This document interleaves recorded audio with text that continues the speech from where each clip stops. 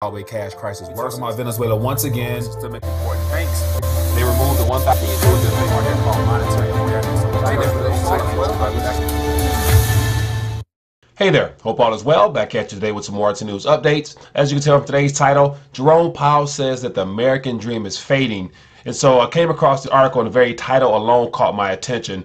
And if you remember from last week, I mentioned that after the Fed speech, he mentioned that the economy, or the American economy, is in a good place right now. And so it's interesting how when he's speaking publicly in front of the world, he gives more of an optimistic approach. But yet when he's speaking behind closed doors to a small group of individuals, he's more inclined to share the true state of the economy. And so this title here lets you know kind of what he's thinking. And I'll share a little bit of the article here. But more importantly, former chairman Janet Yellen recently as well shared her thoughts on what the Fed response could be if there is another economic slowdown. And it's definitely not going to play into this whole idea of the American dream continuing to go on. And so as always, I got a couple articles to share with you, short video, but more importantly, you can find more of the details down for yourself. But before I dive into those articles, as always, RTD want to encourage you to click the subscribe button along with the notification tab to be informed of future updates as well as live streams. Also join me on Twitter where I share posts throughout the day on various subject matters dealing with our monetary system as well as whatever's happening in the news that I can't get to via video. Make sure you click the button down below to be notified when things are posted. So as I mentioned, I got a couple articles and video I want to share with you, but yet just to dive right into the article here from the Washington Examiner. As of yesterday, it says Fed chairman says American dream is fading. And so it says, give you an idea what's going on here. It says Federal Reserve Chairman Jerome Powell suggested Wednesday night that the American ideal of earned success from hard work may be fading. Earned success.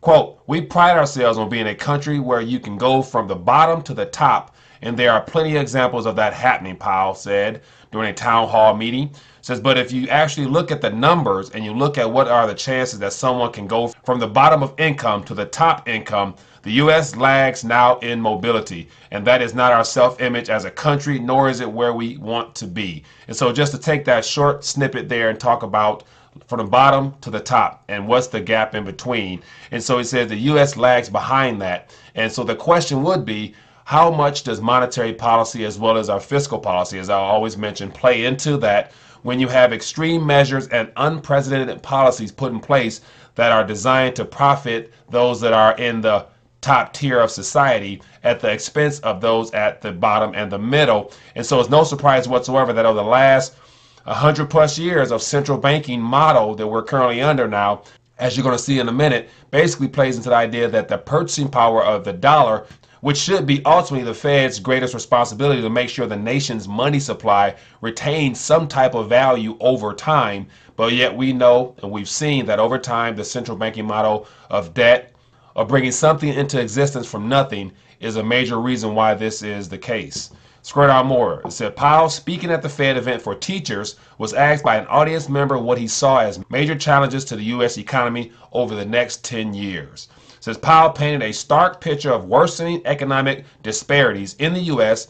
and a decrease in economic growth being felt widely. So, two factors there. Worsening economic disparities in the U.S., I would imagine, as we are hearing now, that this global economic slowdown is just not going to be isolated to the U.S., and then a decrease in economic growth being felt widely. Economic growth can no longer expand, or we can't no longer have growth in the way that we have before, because I believe we're reaching the end of this debt-based model that has been brought on under the central banking model. It says, but, quote, in the last 40 years or so, the rate of increase per capita income for the middle and at the bottom of the income spectrum has already decreased. I wonder, would that have anything to do with a diminishing purchasing power of a national currency or the world reserve currency? He said, quote, we have some work to do to make sure the prosperity that we do achieve is widely spread. So the big question is the prosperity that we do achieve.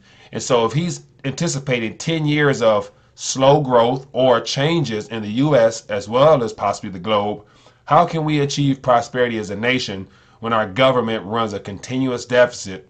We're approaching all-time new highs of 22 trillion plus in times of economic expansion.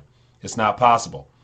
Quote says, we want prosperity to be widely shared. We need policies to make that happen.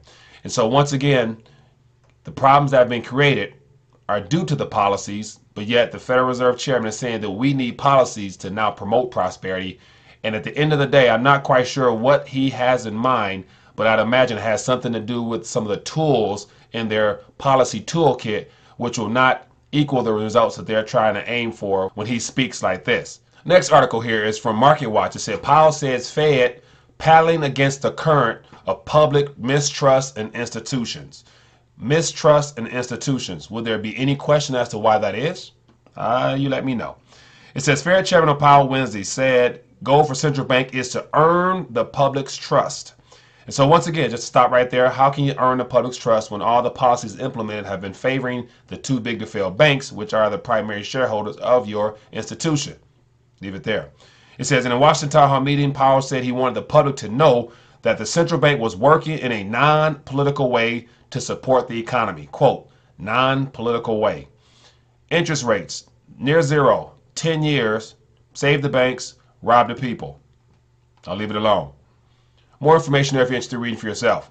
And so here's a video I posted on Twitter that kind of gives an idea as to what could be in the works if we are to have another economic slowdown. And this is from former chairman Janet Yellen. Let me know your thoughts on this.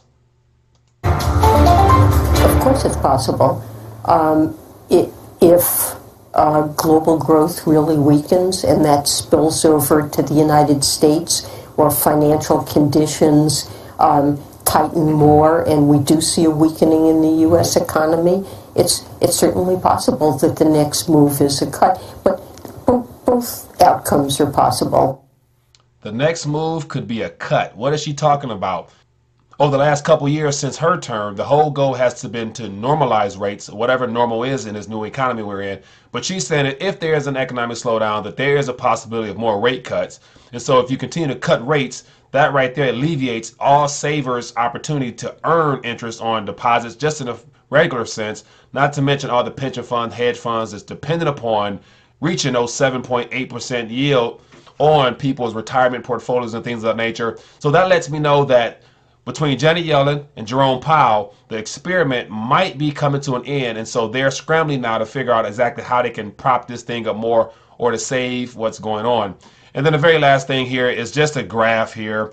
So you guys have seen this graph before, and it's basically the consumer price index, which basically shares the true nature of the national currency of this country, which also happens to be the reserve currency of the entire world. And so when we see the central banking model and what it has done over the last 100 years, having gone from equivalent of 1,000 or 1% or $1 in purchasing power, all the way down now to 3.9 cents. That right there is an indicator of how well the central banking model has worked, as the whole idea of inflation has compounded over the last 100 years to have drained the American economy of any sense of prosperity or the ability of the American dream to continue on. And so I just want to take a minute to share with you that article and get your thoughts on that. More importantly, where's all this heading? Of course, we all got an idea of where it is heading, but yeah, I'm curious to hear your thoughts. Leave a comment down below. Let me know what you think. Other than that, I'll see you later.